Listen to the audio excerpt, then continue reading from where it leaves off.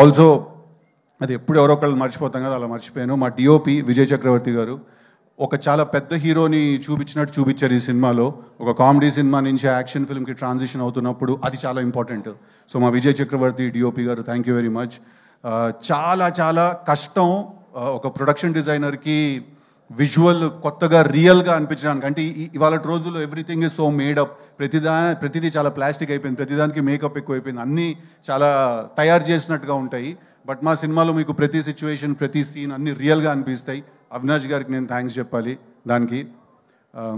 అంతే కదా, ఇంకెవరు మర్చిపోలేదు కదా. నేను ఎంత మాట్లాడతావురా నువ్వు, నేనే ఎక్కువ మాట్లాడుతానంటే నాకంటే ఎక్కువ మాట్లాడతావు. వచ్చావా, చంపావా, బాడీ ట్రైన్లో నుంచి బయటికి వేసావా, కానీ